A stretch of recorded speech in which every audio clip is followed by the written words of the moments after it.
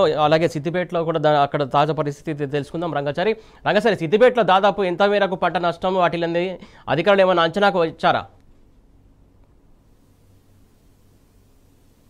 Good evening Suresh. ముఖ్యంగా గత వారం రోజుల క్రితం ఉమ్మడి మెదక్ జిల్లాలో భారీ వర్షాలు నమోదైన విషయం తెలిసిందే.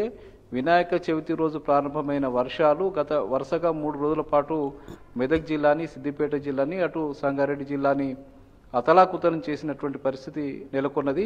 అయితే వర్షాలు కురిసి దాదాపు వారం రోజులు గడిచిపోయినప్పటికీ కూడా ఇప్పటి వరకు కూడా వ్యవసాయ శాఖ అధికారులు కానీ, రెవెన్యూ అధికారులు కానీ, ప్రభుత్వానికి సంబంధించిన ప్రజాప్రతినిధులు కానీ, కాంగ్రెస్ పార్టీకి సంబంధించిన వాళ్ళు ఎవరూ కూడా కనీసం అక్కడికి వెళ్ళి పరామర్శించడము, చూడడం లాంటి ప్రయత్నాలు ఏవి జరగలేదు. ముఖ్యంగా వ్యవసాయ అధికారులు అయితే ఇప్పటి వరకు కూడా వాటికి సంబంధించిన నష్టపరిహారానికి సంబంధించి, ముఖ్యంగా పంటలకు సంబంధించిన నష్టపరిహారం ఎంత జరిగింది, నష్టం ఎంత జరిగింది, దాని లెక్కలు ఎంత, ఎన్ని పంటలు నష్టపోయాయి, పత్తి ఎంత నష్టపోయింది, అట్లాగే వరి ఎంత నష్టపోయింది, మొక్కజొన్న పంటలు ఏ మేరకు నష్టం జరిగింది, కూరగాయల పంటలు ఏ మేరకు నష్టం జరిగింది అనే విషయాల మీద కనీసం ఇప్పటి వరకు కూడా వాళ్ళు ఒక సమగ్రమైనటువంటి విచారణ కానీ, ఫీల్డ్లోకి వెళ్ళి వాళ్ళు తీసుకున్నటువంటి పరిస్థితి అయితే ఇప్పటి వరకు జరిగినట్టుగా మనకి ఎక్కడ కనిపించలేదు.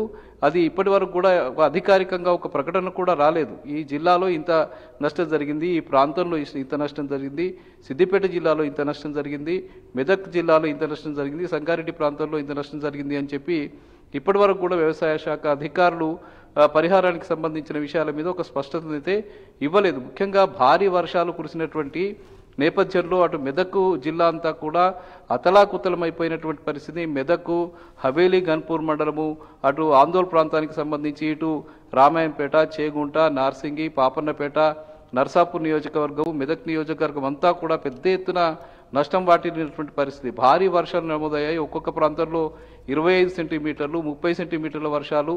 కొన్ని ప్రాంతాల్లోనైతే రాజాపేట, అటు కామారెడ్డికి మెదక్ జిల్లాకు సరిహద్దులో ఉండేటువంటి మండలాల్లోనైతే కనీసం ఒక ప్రాంతంలో 40-45 సెంటీమీటర్ల వర్షం ఒక రోజులో నమోదైనటువంటి నేపథ్యంలో ఆ ప్రాంతాల్లో వేసినటువంటి వరి పంటలు, మొక్కజొన్న పంటలు, అట్లాగే పత్తి పంటలు, కూరగాయల పంటలు, ఆరుతడి పంటలు, ఇవన్నీ కూడా ఆ ప్రాంతంలో ముఖ్యంగా ఈ కందులు, పెసలు ఇట్లాంటి పంటలు కూడా భారీగా పండించేటువంటి ప్రాంతాలు కూడా కొన్ని ఉన్నాయి. ఆ ప్రాంతాల్లో పెద్ద ఎత్తున వరదలు వచ్చాయి. ఆ ప్రాంతానికి ఆ చుట్టుపక్కల ఉండేటువంటి వాగులు, వంకలు అన్నీ కూడా పొంగిపొల్లడం, ఆ చుట్టుపక్కల ఉన్నటువంటి చెరువులు ఆ గండ్లు పడడం, అట్లాగే చెరువులు ఓవర్ఫ్లో అయి ప్రవహించినటువంటి నేపథ్యంలో పెద్ద ఎత్తున వరద నీరంతా వచ్చి పంట పొలాలు చేరినటువంటి పరిస్థితి నెలకొన్నది. ముఖ్యంగా మెదక్ ప్రాంతంలో అటు పసుపులేటి వాగు, హల్దీ వాగు, ఈ వాగులన్నీ కూడా పెద్ద ఎత్తున పొంగిపోయిన నేపథ్యంలో వరద నీరంతా కూడా పంట పొలాలకి చేరినటువంటి పరిస్థితి కనిపించింది. కొన్ని ప్రాంతాల్లో ఇప్పటి వరకు కూడా వరద నీరు ఉన్నటువంటి ప్రాంతాలు కూడా ఉన్నాయి. కొన్ని ప్రాంతాల్లో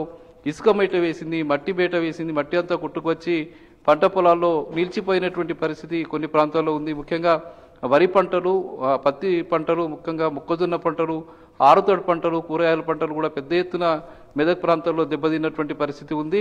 అట్లాగే సిద్దిపేట ప్రాంతంలో సిద్దిపేట, తొగుట, గజ్వేల్ నియోజకవర్గము, దుబ్బాక నియోజకవర్గంలోని కొన్ని ప్రాంతాలు, ఈ ప్రాంతాల్లో కూడా పెద్ద ఎత్తున వర్షాలు పడి ఈ పంట నష్టాలకు సంబంధించి జరిగింది. కొన్ని ప్రాంతాల్లో చెరువులకు గండిపడి, కాలువలకు గండిపడి, కట్టు కాలువలకు గండిపడి మొత్తంగా అవన్నీ కూడా పంట పొలాల్లోకి వచ్చి చేరి పెద్ద ఎత్తున నష్టం వాటినటువంటి పరిస్థితి ఈ సిద్దిపేట జిల్లాలో కూడా కనిపించింది. అట్లాగే అటు సంగారెడ్డి, జహీరాబాద్, ఆందోళన ప్రాంతాల్లో, సంగారెడ్డి జిల్లాలో ఈ 3 ప్రాంతాల్లో పెద్ద ఎత్తున వర్షాలు పడ్డ నేపథ్యంలో అక్కడ కూడా పంటలకు తీవ్రమైనటువంటి నష్టం వాటిల్లినట్టుగా మనకు తెలుస్తుంది. అంటే ప్రాథమికంగా మనకు తెలిసిన అంచనాల ప్రకారమే దాదాపు ఈ ప్రాంతాల్లో అన్ని కలిపి దాదాపు 40 నుంచి 50 వేల ఎకరాల్లో పంటలు నష్టం వాటిల్లినట్టుగా అయితే ఒక అంచనా ఉంది. కానీ అధికారికంగా మాత్రం ఇప్పటి వరకు ఎవరు కూడా దీని మీద స్పష్టత ఇచ్చినటువంటి పరిస్థితి లేదు. అధికారికంగా జిల్లా మంత్రి కావచ్చు, జిల్లాకు సంబంధించిన కాంగ్రెస్ పార్టీకి సంబంధించిన ఎమ్మెల్యేలు కావచ్చు, వాళ్ళు ఎవరు కూడా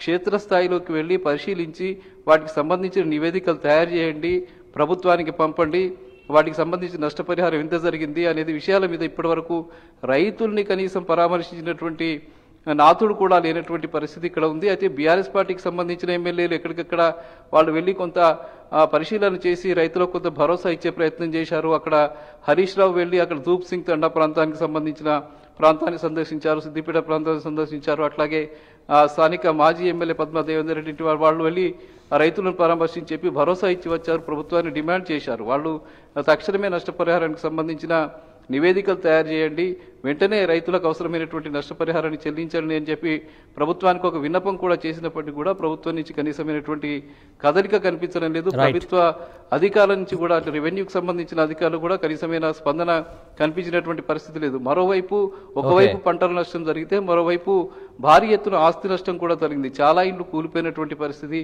చాలా ప్రాంతాల్లో రోడ్లు కూడా ధ్వంసమైపోయినటువంటి పరిస్థితి, చాలా ప్రాంతాల్లో అనేక ఇండ్లు కూలిపోయినటువంటి పరిస్థితి కూడా ఏర్పడింది. మరీ ముఖ్యంగా చాలా ప్రాంతాల్లోనైతే గత వర్షాకాల సీజన్లో వచ్చినటువంటి పంటలు, పంట పొలాలకు వచ్చినటువంటి అమ్మకానికి వచ్చినటువంటి పంటలు కూడా పెద్ద ఎత్తున నష్టపోయి అప్పుడు నష్టం జరిగింది. అంతకుముందు రంగాచారి మీ దగ్గరికి వస్తే మళ్ళీ నేను